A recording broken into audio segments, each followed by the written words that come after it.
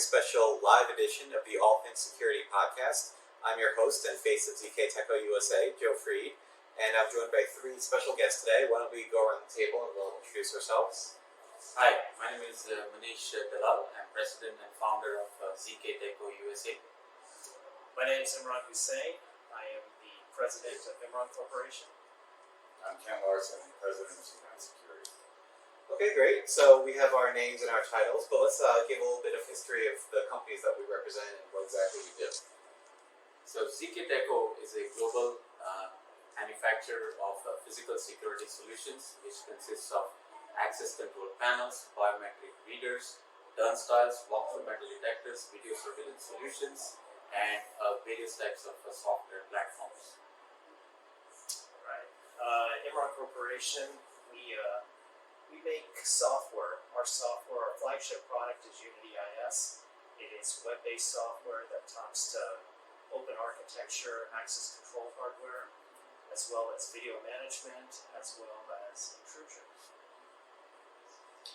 And the Z9 Security is, we're a little bit behind the scenes in the industry. We're a technology provider, so we don't have necessarily a name and face of the brand out there, but we build all of the components, software and firmware components in access control, and that's, access control panels, server software components, cloud services, mobile applications, mobile credentials, and wireless offline locks.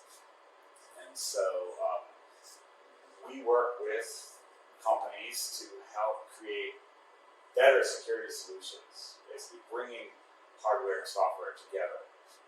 Okay, so let's talk a little bit about the history of our respective companies. So, Nish, how long has ZKT been around?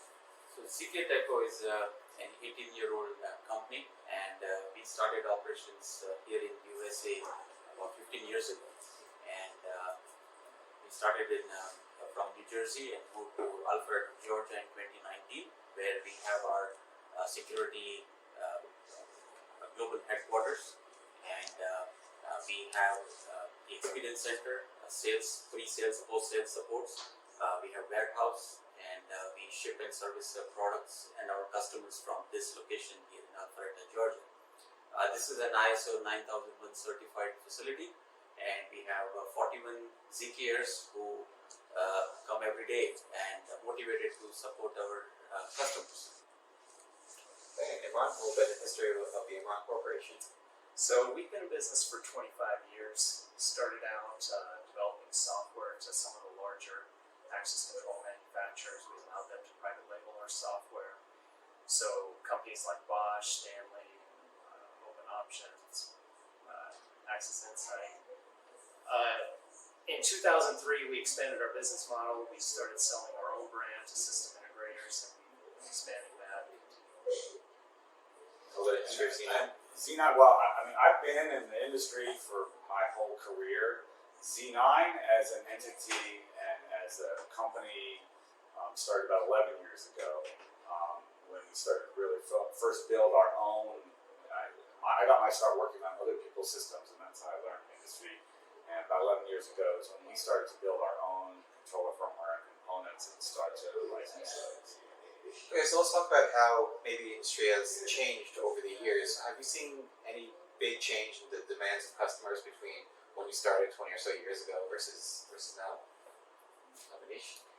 Sure. So, Joe, as we heard, that we are relatively new in the security industry, I would say, and our core strength was always biometric technology, and we started with fingerprint recognition, and now we have three modalities what we offer in our hardware solutions. So we offer not only fingerprint recognition but also facial recognition and palm recognition as well.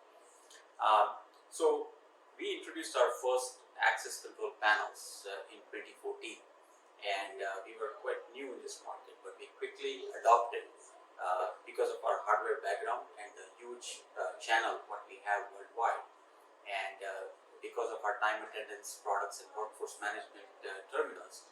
Our customers always wanted a single integrated solution where they can use the same credentials to clock in and out as well as open the door.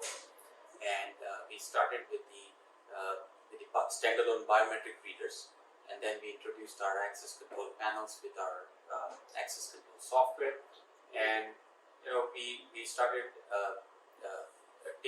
customizing it and tried to listen to our customers' feedback and improvised on it. But our goal at that time was always the small and mid-sized market with our access control panels and the readers what we made, and that's how we started here in US. One distributor at a time, one door at a time, and one dealer at a time. And fast forward now, we have 350 distributor locations who distribute our products. We have close to 3,000 dealers who sell and service our products every day throughout the 50 states, as well as Canada. And we have excellent software and technology partners like Imron Corporation and Z9, who powers our hardware as well as have integrated our hardware with their software. And let's go over to Imran. So I've watched the industry go through many changes. Initially, it was about integrating to hardware platforms that were talking serially through a proprietary protocol. And then in the early 2000s, there was that transition from serial to IP. That seemed to be the big thing, TCP/IP. And that's what really opened up things a bit more, and that's where you saw standards being developed. So no more of this proprietary protocol. Now, video had a standard and access control.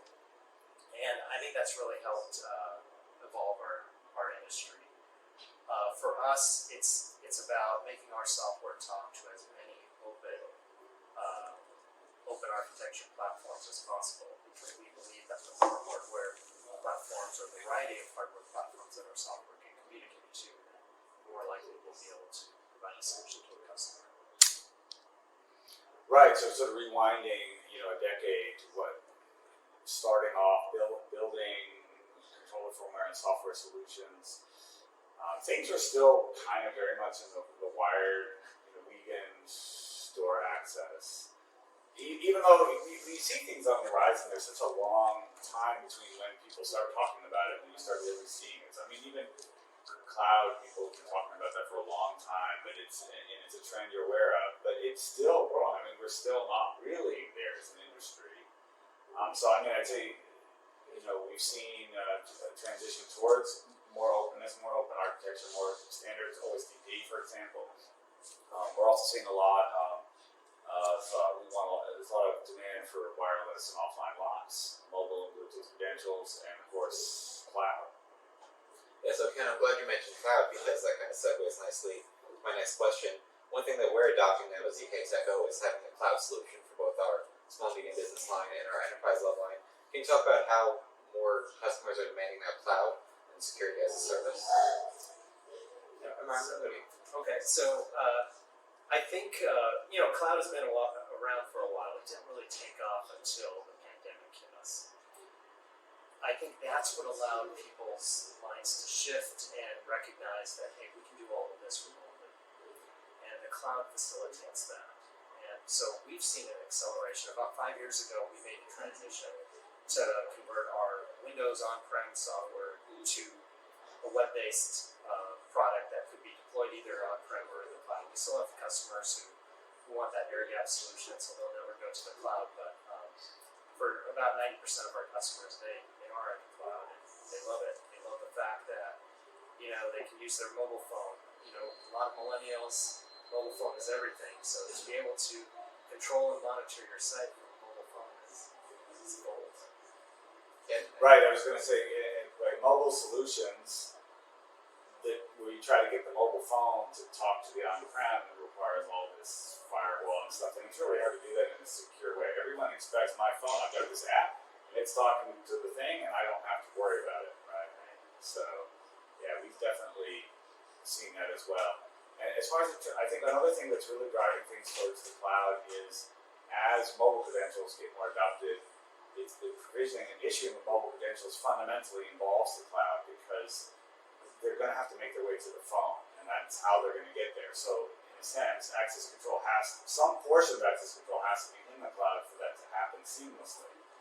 And we're starting to see that get better and better. There's still some like manual entry to load the credential on the phone, but I think that's going to start going away as the trend continues. People really just assume that any program they have is going to be able to be accessed anywhere. I mean, right now, if I save a Word document on my computer, I'm saving it to the cloud. It's not. I don't have to have my laptop with me to access that Word document. So yeah, it's definitely something that people are really going to demand. If not now, then very, very shortly.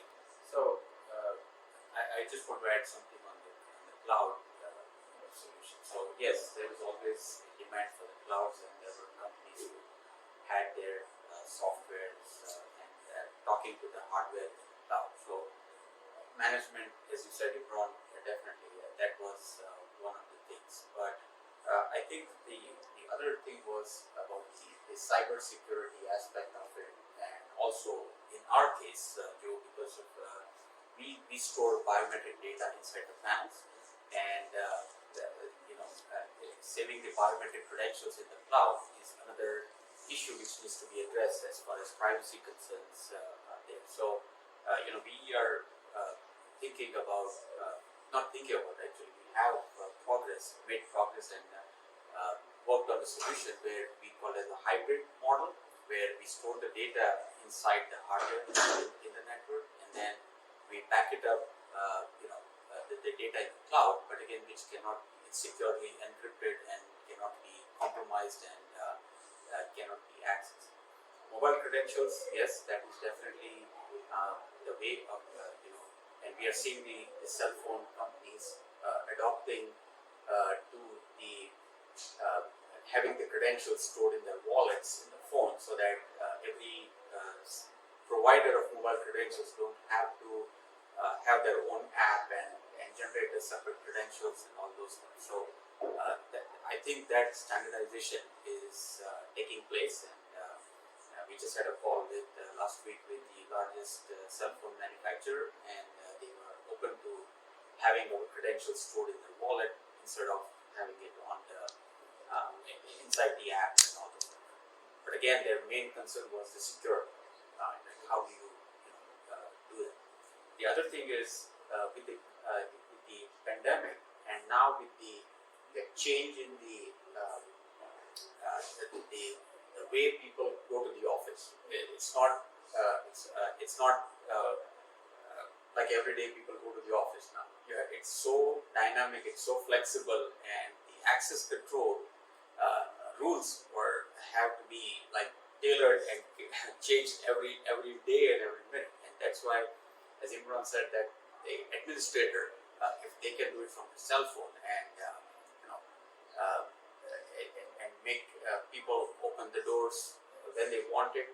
Occupancy control is another thing which is a further module which is added in the access control, because they want to limit certain number of people coming to the office and have their reserved table space and all those. And even access control that incorporates temperature protection. Exactly. So that one. And then apart from that, I think the one more important aspect of access control, which was previously like a separate module. So visitor management has become part of access control now, right? Because you do not want visitors to have manual check-ins. You do not want to, give them touchless experience to access any of the doors inside their facilities. And the host, wants to have real-time notifications of when the visitor comes in. So visitor management, access control, video, obviously, they're all converging. And now, the good part is that everything can be combined into a cloud solution. And we can have everything on a single platform, single screen, single glass pane, easy to manage, and things like that. So, I think we're all moving in the right direction. It's just a matter of how fast this can be implemented and accelerated. Okay, so let's just do a little conversation about what are some challenges that you guys foresee facing the industry in the immediate future and the long-term future? Well, right now there's a big challenge. Currently, the largest manufacturers in our industry are struggling to get hardware to their resellers. The supply chain issues. supply chain issue. And we're platinum partner with Asa Abloy, we're platinum partner with HID, we're platinum partner with Mercury, and all three of them are experiencing supply chain issues where they can't give me definitive dates as to when they can get my company product. So, because our software is dependent on hardware, the way that we've pivoted to solve this issue is to support as many different hardware platforms as possible and allow our customers to have choices. They can then choose, do they wait or do they go with another hardware manufacturer who does have hardware in stock?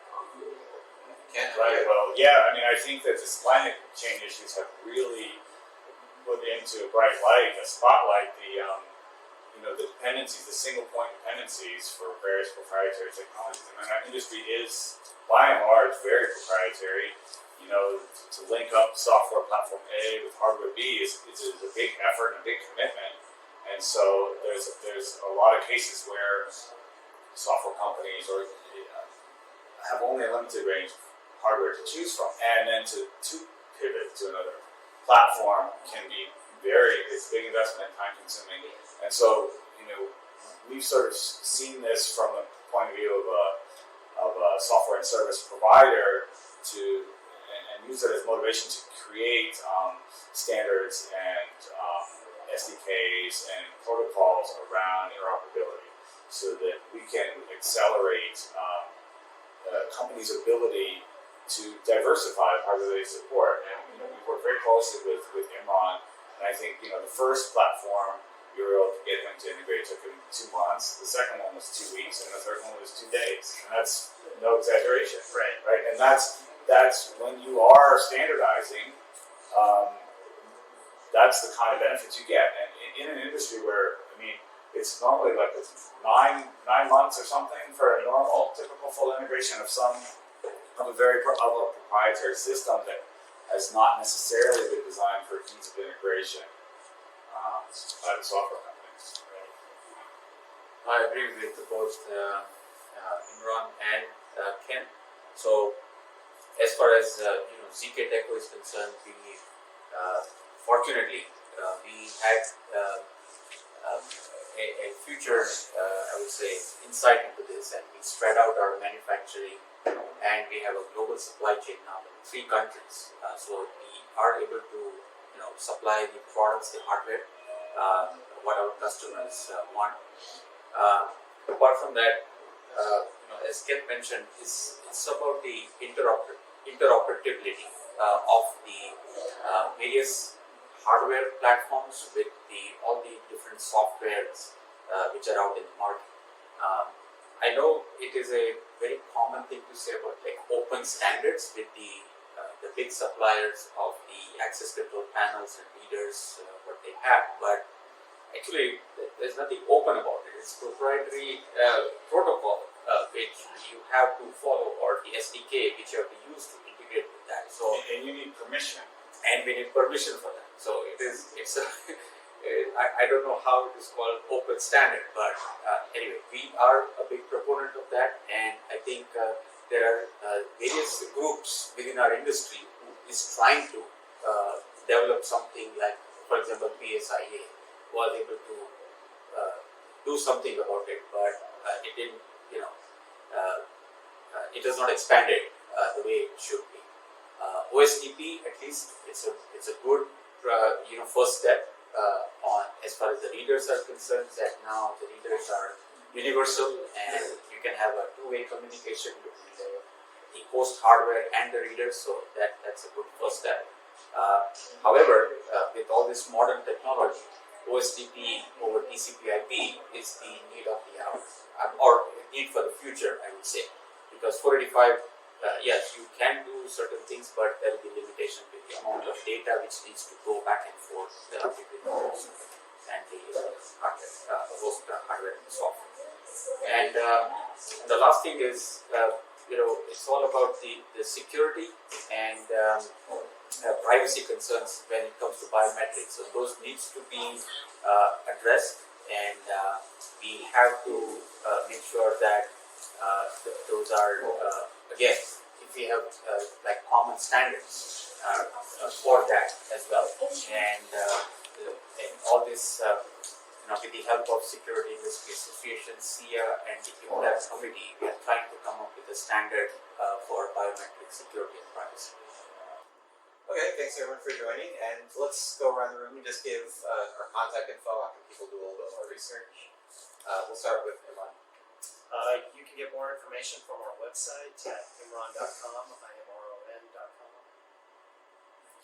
For Z9 Security, Z9Security.com, and in particularly in regards to interoperability and our open architecture efforts, it's Z9Security.com/open.